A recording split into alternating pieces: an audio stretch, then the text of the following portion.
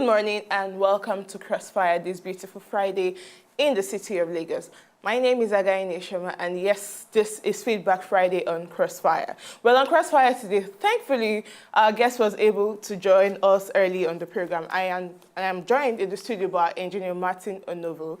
Engineer Martin Onovo, you're welcome to Crossfire. Thank you Of very course, much. a lot of Nigerians know who you are. You were a one-time presidential aspirant. You're an activist, yes, in the fight for a new Nigeria, a new glorified and prosperous Nigeria. Thank you for joining us on Crossfire today. Thank you very much. Now, before we go into the major issues, because on Feedback Friday, usually we look at trending issues, trending political issues. But before we go in on some of the stories I have lined up, I want to ask and take your opinion on the anti-corruption war in the judiciary. We talked about this yesterday, but basically, what's your opinion on the anti-corruption war in the judiciary? Well, not just in the judiciary, but I'll be specific about the judiciary. Okay. We have said previously that there is no anti-corruption war. Very clearly, there is no anti-corruption war. There is a program to decimate the opposition and perceived political enemies. Now, that program has been corruptly called an anti-corruption war. Why or how did we come to this conclusion? The clearest indication is that we know that corruption is pervasive in Nigeria.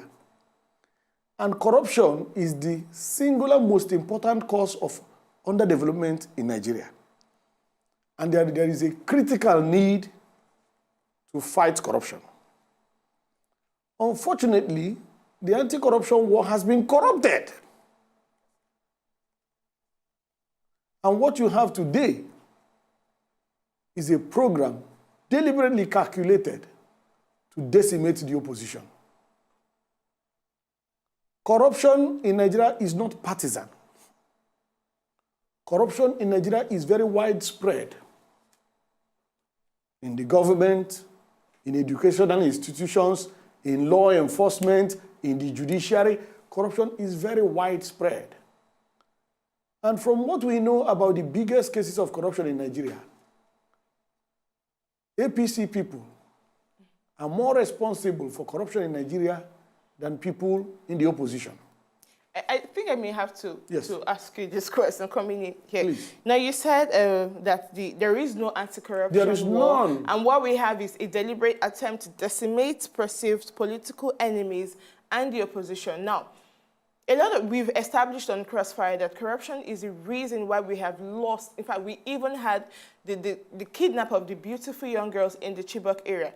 Corruption is the reason why we've lost a lot of soldiers and law enforcement agents who have staked everything in the defense of the territory of Nigeria. Corruption is the reason why the economy is the way it is. Corruption is the reason why we're having militancy in the south part of Nigeria today. Correct. Now, the anti-corruption war also, which has been launched by this administration, has opened the eyes of Nigerians to some of the monumental, some of the funds stolen. And I'm talking about the Dasuki Gate funds and so many other monies which were misappropriated. Now, if there was no anti-corruption war, would Nigerians have known about this? Well, let's go on this quick commercial break. When we return, we'll take it to the next level. This is the Crossfire.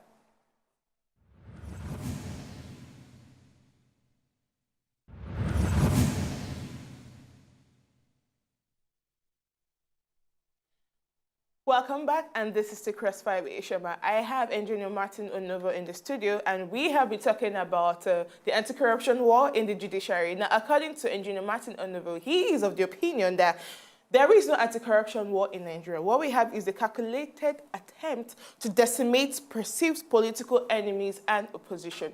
Do you agree? And before we went on that commercial break, I was of the opinion that, look, if he's of the opinion that we do not have an anti-corruption war, Without the launched anti-corruption war in Nigeria, we would not have known, Nigerians would not have known about the huge monies which were stolen, carted away, and misappropriated by the previous administration.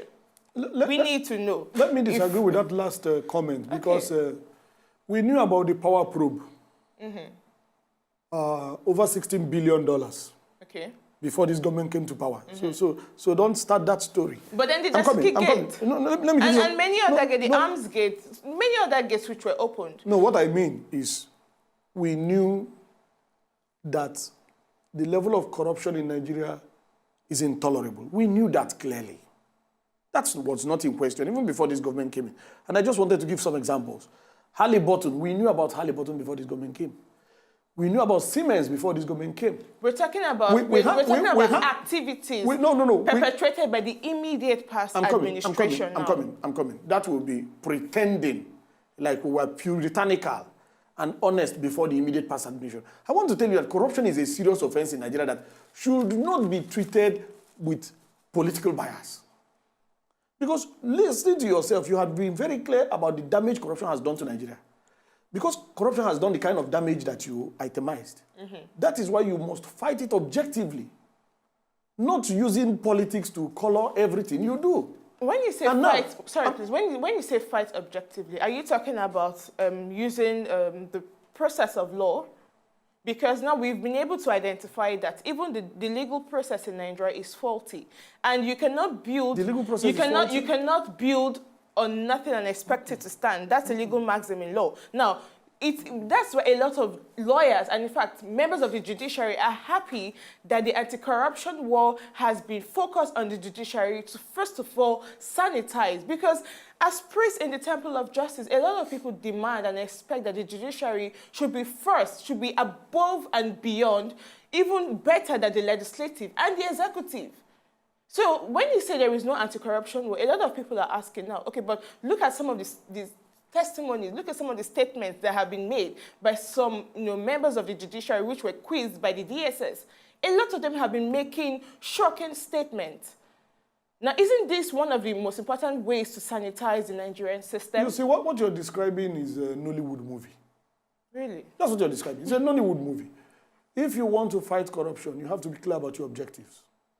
What we expect the objectives to be will be use the law to convict corrupt people, to deter others, number one. Number two, to recover what was stolen. That will be the objective from our point of view. Now, let's use the principle of results don't lie.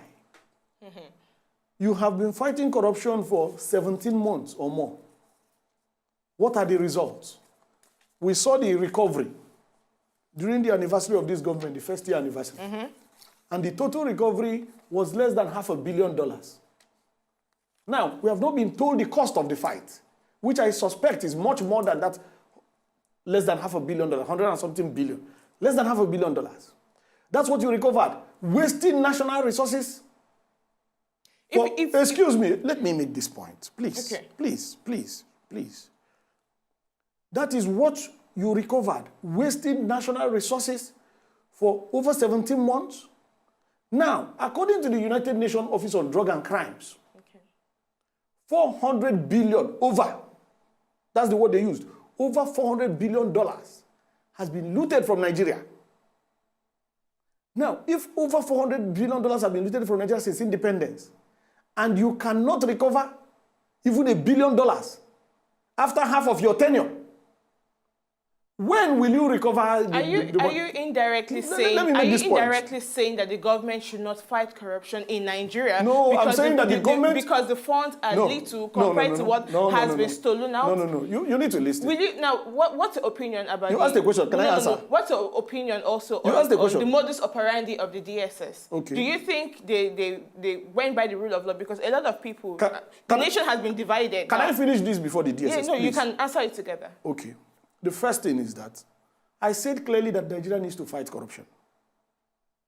During the 2015 general campaigns, the National Conscience Party was very clear that if we took power, we will fight corruption as a priority. And we not only said we will fight corruption, we said how we will fight it. If you remember, the 4 E's, we were very clear about how we will fight corruption. Now, abuse of power is corruption, and that's the highest level of corruption. But that's what even allows you to steal money when you abuse your authority. What is happening today is because everybody recognizes that we need to fight corruption, even the corrupt. Recognize that we need to fight corruption. The government has deceived people like you to believe that they are fighting corruption. I've not been deceived because I believe the government is fighting corruption. Okay, you have a right to believe that, and we have seen the results. And the results have confirmed that the government is not fighting any corruption. Who have they convicted? One person. He has gone on appeal. So the matter is not over. The former DG of the NIMASA. He has gone on appeal. So let's wait for the outcome of the appeal. That's number one. Who else have they convicted?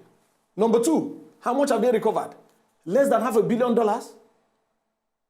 Less than $500 million. I need to understand why you have a problem with how much has been recovered. It's important. Now, what is the essence? What's your objective? What is the essence of an anti-corruption war?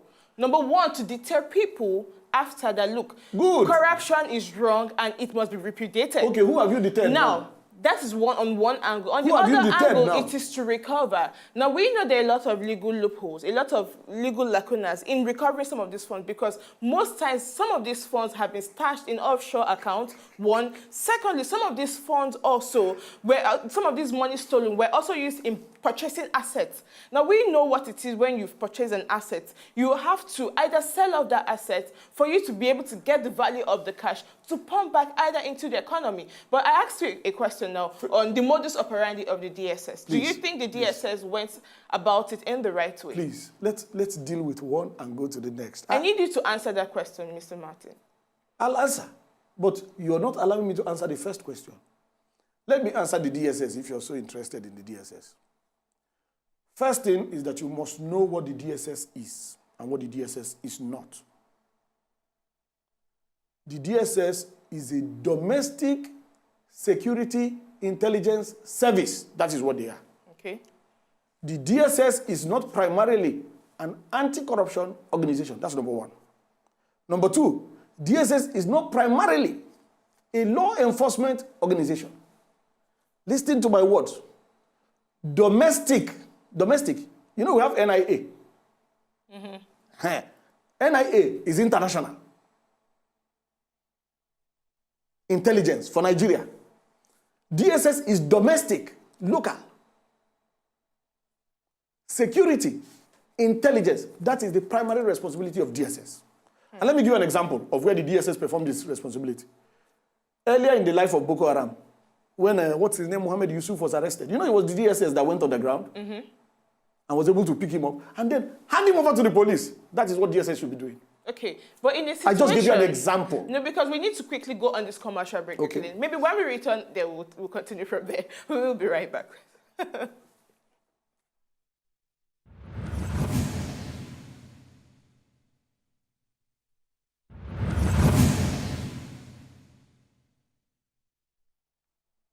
You're welcome back, and this is to Crossfire. I still have Engineer Martin Onovo in the studio, and yes, he has been answering a lot of questions on the activities of the DSS, before we went on that commercial break. Now, from Engineer Martin, from your response, it shows that you are against the activities of the DSS. No, you can't be against the activities of DSS. In terms of the anti-corruption war in the judiciary. Hold on. No, please, hold on, please. Now, a lot of, when we look at the Administration of Criminal Justice Act, yes, Sections 12 and 13 has laid down certain procedures, forceful entry and all that. And a lot of people, yes, the DSS complied with that. Now, the DSS did not comply with that. The DSS did comply with the DSS the did not comply with that. Of the Administration of Criminal Justice the Act DSS did not 2015. Now, the DSS did not comply. Now, according to the information we have in the public domain, we have judges who were found with foreign currencies, hard currencies, and even illegal ammunitions were found in possession of one of the judges. Now, before this, the DSS also came out to defend the reason why the DSS came on this operation, because they had been following the judges for some time now, and their activities were questionable. Now, I know the EFCC is, the agency saddled with anti-corruption, the anti-corruption fight. But what if the DSS had to come in here because of some questionable, nefarious activities of some of these persons? Isioma. What if? Isioma, well, hold on. You didn't allow me to answer the first question. You didn't allow me to answer the second I question. need you to answer these questions because we need to move on to other stories. No. We can't move on because the only benefit we have is if we can answer even one question. But we haven't answered any because you go to another question. Excuse me. I started by saying, what is the DSS? Department of State Security. Former SSS, State Security Service. Former NSO, Nigerian Security Organization. That's what the DSS is. And I'm now telling you that the primary responsibility of the DSS is Domestic Security Intelligence Service. And that's why they don't wear uniforms. Now, the DSS left its primary responsibility, which is Domestic Security Intelligence, and start running after money. I hope you know that by virtue of the provisions of the Administration of Criminal Justice Act, that someone can arrest and hand that person over to the police for prosecution. We have always had citizens arrest within our law. There is nothing new. We have always had. But this is the provision of the ACJA. I'm not telling you that even before the ACJA, you're supposed to know where we had that. So that means invariably the DSS, the activities of the DSS is in line with the provision of the law. It is not in line. Because it is not in line. You're a journalist, you're not a cardiologist. Calm down. Calm down. Do you have an interest in this matter? You're telling Nigerians. Calm down. I need you to tell Nigerians if you will let me tell them. Of your opinion, the truth. If you will let me tell them. But you're not going to invite me here and shut me down. Okay, please go You can't ask me questions and answer the questions. DSS left its primary responsibility, which would have included infiltrating Boko Haram in the last 6 years. Okay. And goes around chasing after money in the name of corruption. We have specialized anti-corruption agencies in Nigeria established by the government of Chief Dr. Olusegun Obasanjo. We have EFCC, we have ICPC. Now, look at the other indications. Because there are so many other indications that will help you to form a more robust opinion about what the DSS did. In that action, everything was wrong. The agency that was used was wrong. Okay. The method was wrong.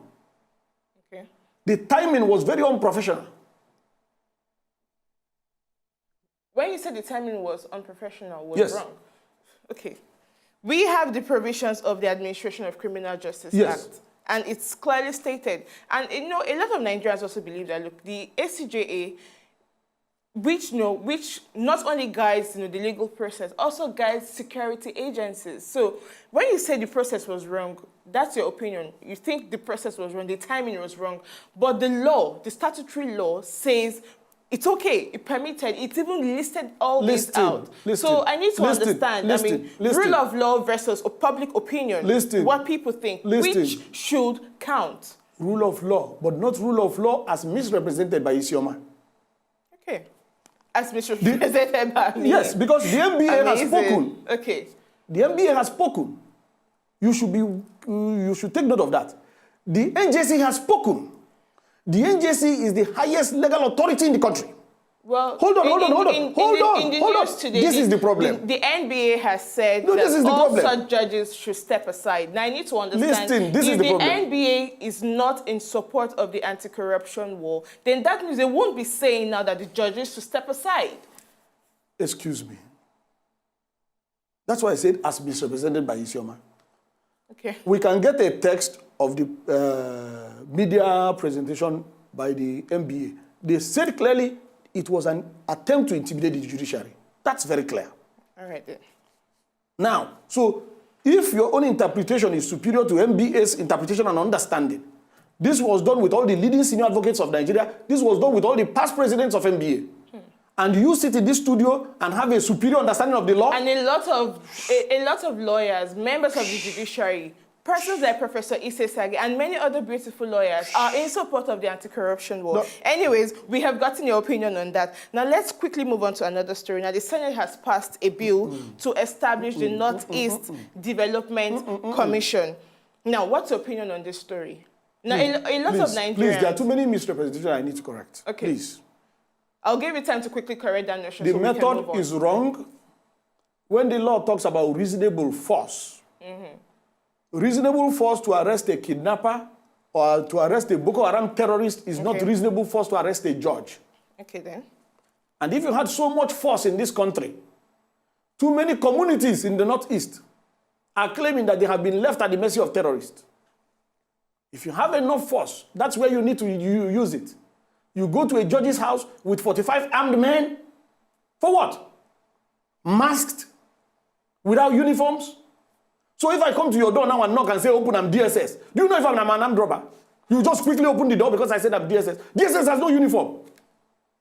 Everything that was done is unprofessional. It is incompetent. And let me correct you. The subsequent arrest of the judges in Kaduna followed due process. Because DSS has learned and corrected itself, and you're here defending them. Okay, now they have corrected themselves. I need to ask. They went to arrest 2 judges in Kaduna, and when they got there, the judge demanded that, "Who are you?" They said, "We are DSS. What are you here to do?" "We're here to search. And do you have an arrest warrant? Do you have a search warrant?" They presented. The judge said, "I need to call my lawyer." They said, "Call your lawyer, sir." The lawyer came, inspected, and said, "They have arrest warrant. They have search warrant. Cooperate with them." The judge cooperated. That is the way to arrest a judge. A judge is not a kidnapper. Okay. A judge is not a Boko Haram terrorist. All right, then. A judge is not an armed robber. What kind of jungle is this? Where has this happened before? You people are citing Ghana. It didn't happen like that in Ghana. Ghana was the Ghana Judicial Commission because you're misrepresenting everything.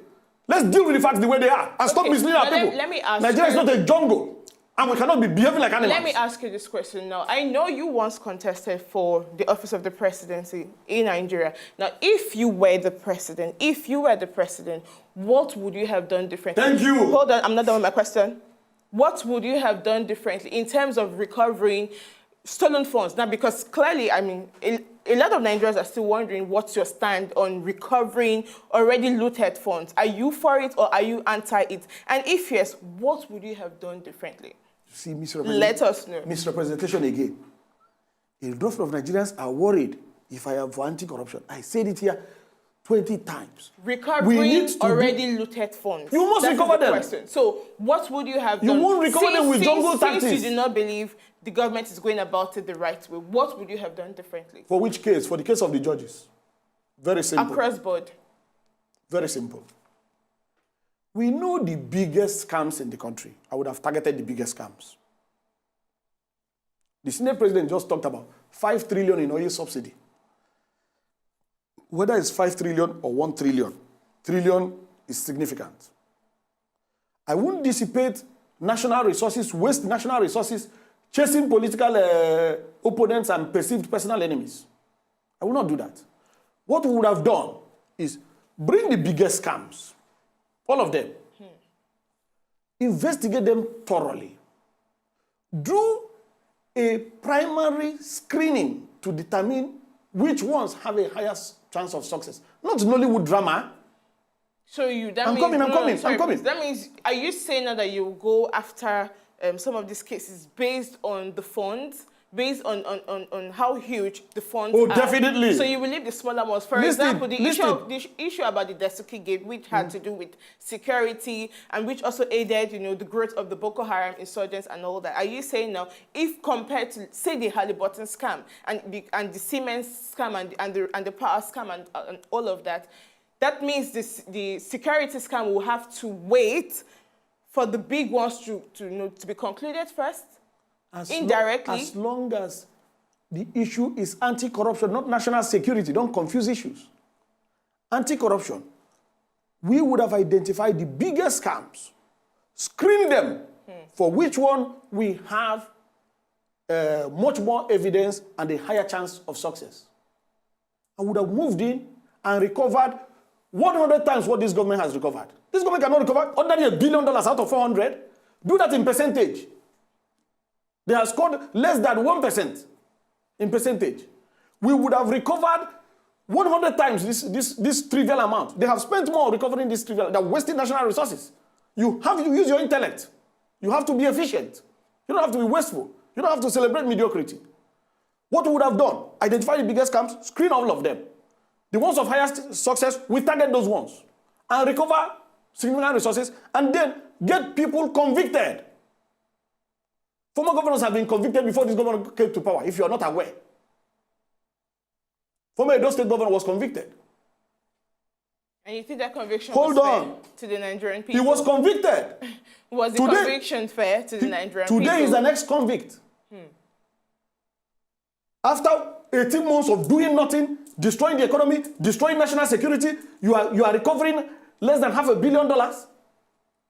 And you think that's efficient? And you think Nigeria can develop like that? No, we need to stop being partisan. We need to deal with the issues as they are. And Nigeria is not a jungle. The DSS needs to focus on its own specialization, which is domestic security intelligence, and allow the anti-corruption agencies to fight corruption. Otherwise, we allow DSS to do all the work, including his own work, including the anti-corruption work, and then we disband the anti-corruption agencies. What are they there for if you are not going to use them? You don't want to use the FCC, you don't want to use ICPC? You are using a DSS that has no uniform, whose specialization is different. The next time you have a cardiology problem, go to a dermatologist. Why do you people justify every iniquity? This country is being subverted with this kind of perverse philosophical positions. Okay. Thank you for your comment. I know you're sounding extremely passionate on this matter now. Let's move to another story, a story which is a lot calmer, probably so we can get the juice out of you on that story. Now, the Senate has passed a bill to establish the Northeast Development Commission. And the Senate yesterday did pass a bill to establish this commission, which will be partly funded by 3% of value-added tax incurable to the federal government. Now, the commission will be tasked with rebuilding the Northeast after years of destruction by activities of the Boko Haram insurgents. Now, a lot of Nigerians believe, yes, it's good to have this commission, but alongside this, focus also on the other parts of the country which has been destroyed either by militancy, and environmental, degradation and the rest of that.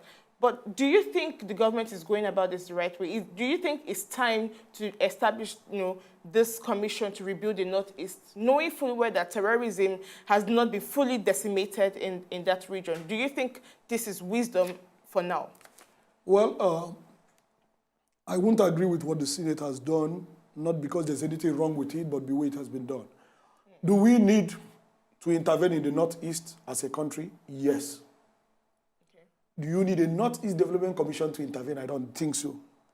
Because what happens is now you build another bureaucracy. Even after we have intervened in the Northeast, it remains forever.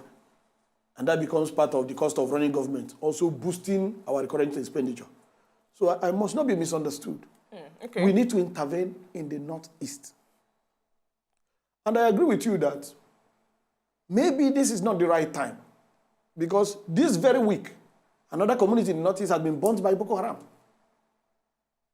And they seized the military truck with a mounted a general purpose machine gun. When you say this is not the right time, now I know the Mr. President, now the federal government did approve the ecological fund, project for 11 projects for the fourth quarter, and this also includes states like Delta State, Abia State, Cross River State, Benue, Imo, and the rest of that. Now, let's look at Delta State, for example, or some states in the south which also benefit from the ecological fund. Now, we're still having issues of pipeline vandalism and the rest of that. But would it be now right to say, because we're still having some of these issues here and there, it would be wrong to do some of these things? Also knowing fully well we have the NDDC Commission, we have certain commissions and we have huge derivatives to these governors, and then there are things they can do.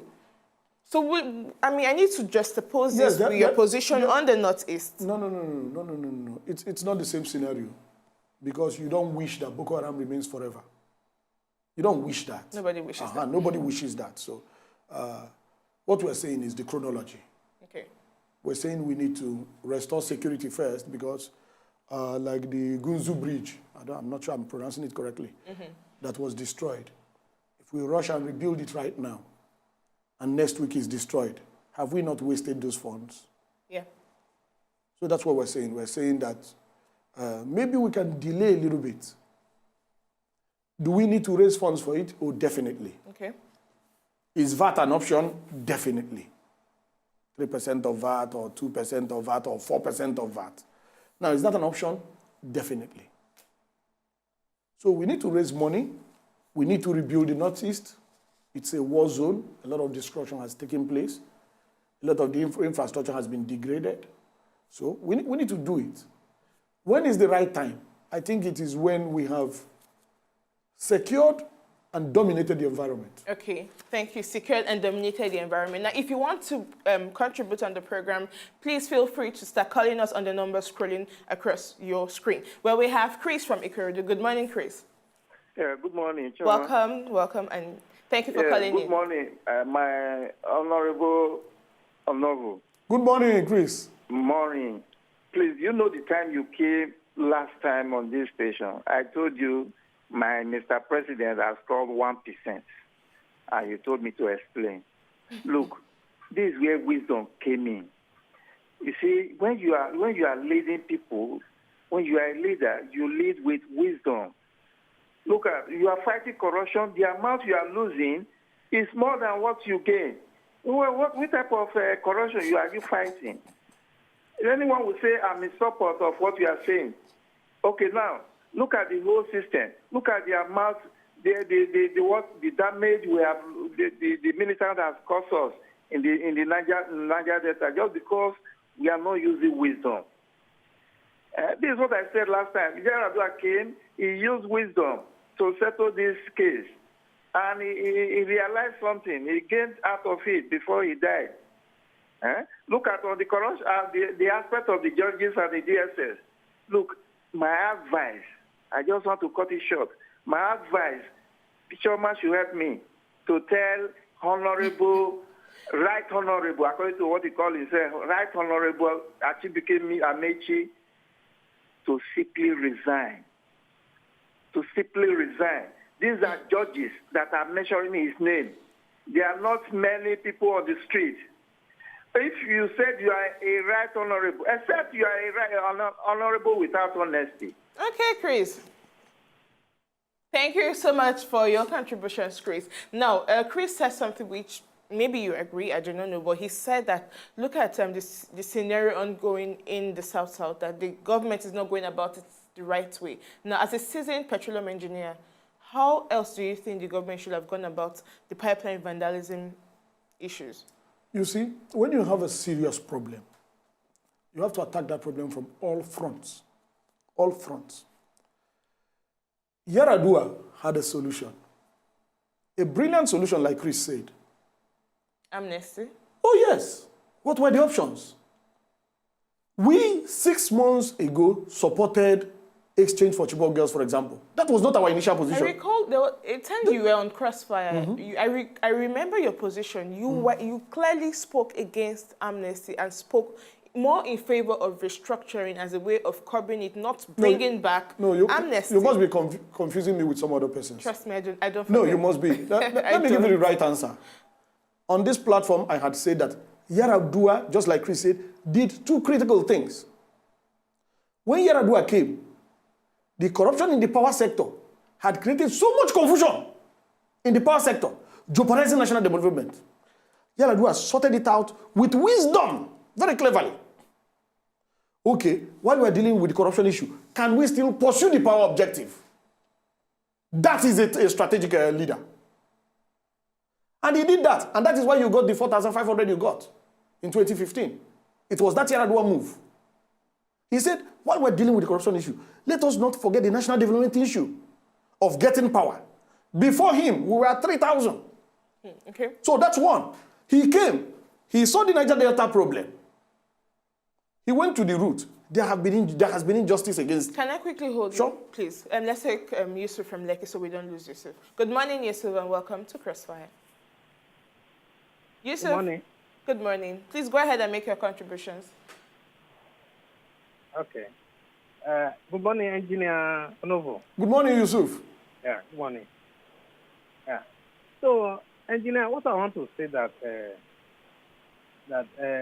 even a madman in the street, he knows that judiciary is bigger problem in Nigeria today. So I'm expecting to commend the government for this. Oh. Because when we have people that the judge cannot judge a case, they give a different judgment in Abuja. They give a different judgment in Port Harcourt. They give a different judgment in other places. It's a corruption. And we must commend the president to deal with all these judges. So, I expect you to commend the president for this. Even if he's doing any other thing that is not like, but this and he's doing it. Even if the army they're supposed to take arrest them, it's not a GSS. Thank you. All right, Yusuf. Thank you for your contributions. You were Yusuf, talking. Okay. I agree with you about fighting corruption everywhere, including in the judiciary. Yusuf, if you want to get the right results, you have to use the right methods. If you use the wrong methods, that result that Yusuf, you're looking for, you won't get it. So you need to understand us. You and us, we agree on the same objectives. The difference, we're saying that to even achieve that objective, you have to go about it rightly. Because, for example, the judges you want to deal with, where will you take them to? You take them to courts. That's what the law says. Yusuf, we can't run a country outside laws. Is a corrupt judge a danger to society? Yes. Must we get rid of a corrupt judge? Yes. Have we been getting rid of them? Before the DSS went to storm judges, this year alone, the NJC has sacked 6 judges. So why are you deceiving yourself, Yusuf, that it is only the DSS that is interested in fighting corruption in the judiciary? It is not up to 1 month that the Enugu State Chief Judge was sacked by the NJC. You don't need DSS to... Let me quickly ask you this. You don't need DSS. Let me finish with the Yusuf comment. Okay. You don't need DSS to break our laws, turn Nigeria to a jungle in order to fight corruption in the judiciary. That's what we're saying. We're not saying don't fight it. We're saying fight it intelligently, correctly, according to the rule of law, so you can get your results. Otherwise, you will fail the way you have been failing. Okay, I actually wanted to ask you a question, but I think because I don't want us to go back to this issue, I want us to move forward. So you were, talking about amnesty program. Yes. So I need to finish. I was talking about the Yaradua leadership and how you can compare, because the Yaradua leadership solved 2 major problems in a very short time. 2 of the biggest problems in Nigeria: the power problem and the Niger Delta problem. Yaradua said, okay, these people, what they're doing is wrong. But Abacha started fighting Niger Delta problem using military mentality of violence. He didn't succeed. Everybody before Yaradua was using military mentality. They didn't succeed. Yaradua used his common sense. This military thing is just costing war and wasting time. No, but a lot of argument has been put forward on the power sector and the militancy crisis. No, I'm specific. I'm specific on these 2 issues. Now, a lot of persons said the amnesty program was only moving forward the day of judgment for a lot of people, because by the time you give these people a lot of incentives, youth in another part of the country will say, okay, like the Boko Haram insurgents. I remember also at some point they were also clamoring for amnesty.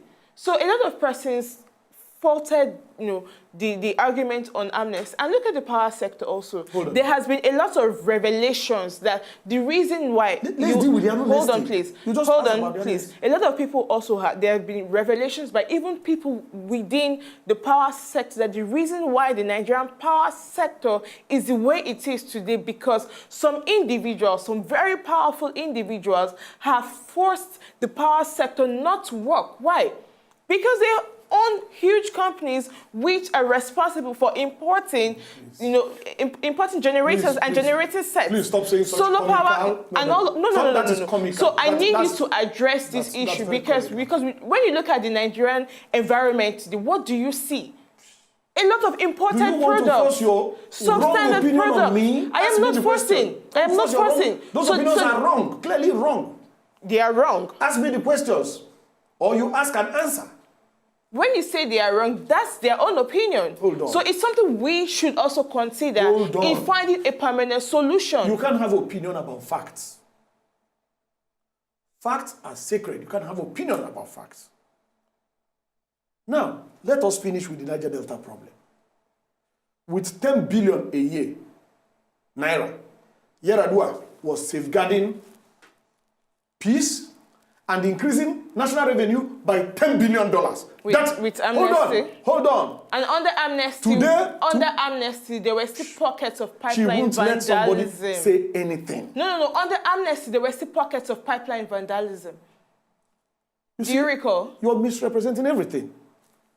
Before this government came to power, 2014, you were doing over 2 million barrels average. What are you doing now? You're doing 1.6.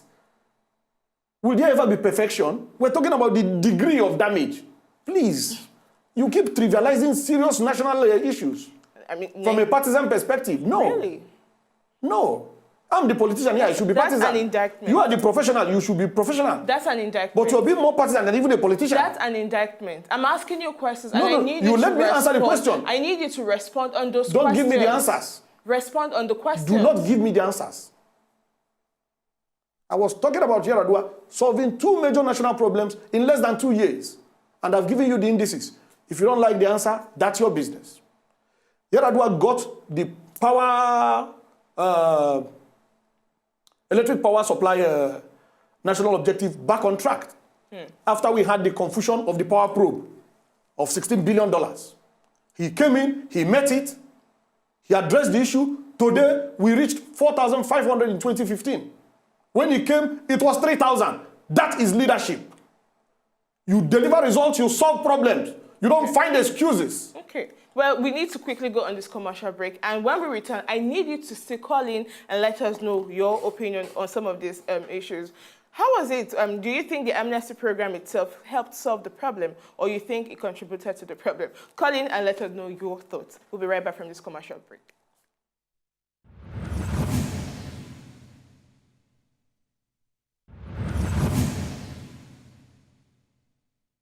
You are welcome back, and this is to CROSSFIRE. I still have Engineer Martin Onovo in the studio, and I am Ishoma. Of course, when we went on that break, we had a minor argument here on some issues, but then, Engineer, now as a seasoned engineer, like I said before, I need you to let Nigerians know what you think is the best way to addressing the Niger Delta crisis to avoid another, pipeline vandalism crisis. I mean, for a while now, before now though, we had the issue in Ikorodu and some parts of Lagos where suspected pipeline vandals were responsible for some kidnapping and destruction of public property. Now, we do not want this to get out of hand. We want this curbed as quickly as possible. What do you think is the best way the government should go about this? You need a social justice perspective. Okay. That's number one. A social justice perspective. You need a political perspective. And then you need a security perspective. Okay. Now, in all those places, I've worked in all those fields as a petroleum engineer. I understand the issues. I have been invaded on a rig by community activists, and I manage them properly. So I'm not talking about what I read in newspapers, I'm talking about what I know. I manage them properly, and they got part of what they wanted, and yet the oil company continued to do its operation for national development. So, like I said, if you have a serious problem, you approach it from all sides. And that's why I've given you some of the perspectives.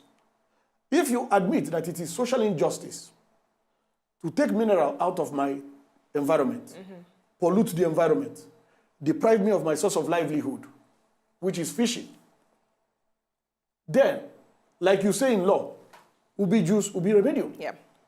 Very simple. That's the social justice perspective. The political perspective is that you don't come in, socially marginalize and politically exclude a section of the country and expect them to applaud you. It will not happen even in China. It will not happen in the US. It will not happen in Japan. When you come to leadership, you unite the people. What is the motto of Nigeria? What is Nigeria's motto? So you don't come and disunite people and think that there will be no consequence for that. So you deal with the issues of social marginalization and political exclusion. Then you deal with the security issues, which the former government, for example, used its own method of giving a pipeline security contract to an ex-militant. You can give a pipeline security contract to somebody who's not an ex-militant. But do you need some security? Yes. Okay, now. Are you going to bring a soldier from Boronu to secure pipelines in the Niger Delta, or are you going to bring an Ijaw soldier to secure it? Who is more likely to be more efficient, knowing the terrain, knowing the escape route? It is somebody in that environment. So, a lot of these things are common sense, and that is why Ghana has moved on. But as long as we continue justifying iniquity in this country, we will not be able to move on. In addressing the social justice, looking at it from the social justice perspective, are you now speaking in favor of the petroleum industry bill? Because a lot of persons are still waiting for it to be passed into law, for it to be implemented, and then for youths and members of the oil-producing communities to find peace. Now, on the government perspective, will you say that, do you think that national restructuring in terms of giving credence to the federal government, to the local government, making them autonomous, making them more strengthened to address this issue, do you think restructuring and then the PIB, but the petroleum industry bill will go a long way in addressing these issues? No. No, okay. Leadership will address the issues. Okay. Because a lot of the issues are simple and commonsensical. And I just gave you a very clear example about how Yar'Adua has solved two major problems. Sorry, please. Let me clear this. When you say no, are you talking about the petroleum industry bill or restructuring? Both. Okay. About both. Because if you don't diagnose correctly, you cannot treat correctly. Okay. We were having a parliamentary system of government after independence. Please, I need to take your last thoughts because we're wrapping up the program. Thank you. What you need to do is very simple. Leadership is critical to development. Look at Singapore, Dr. Lee. Look at Malaysia, Dr. Mahathir Mohamad. Look at Ghana, Jerry Rawlings. You get the right leadership, all these simple problems are you overcomplicating. You see that they are very simple. Okay. That's the answer. So in a bid to, not to complicate some of these problems, focus on leadership, getting the right leadership. That is Engineer Martin Onovo's theory to resolve all those problems, exactly. All of them. I can't thank you enough for joining us on Crossfire today. Thank you so much also, viewers at home, for being a part of the program today. Well, if you want to join in on the conversation after the program off air, you can also join us on the social media handles scrolling across the screen. And remember, next week we'll be coming your way with more interesting topics. Thank you for joining us today. Remember, violence is never the answer. Peace is the solution. Believe in Nigeria. Respect authorities. And remember, it will get better. God bless Nigeria. Thank you.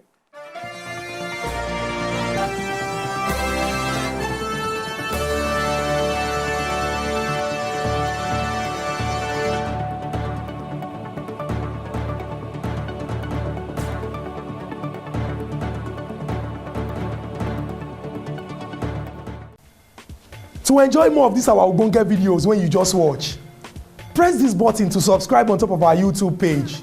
You go love am.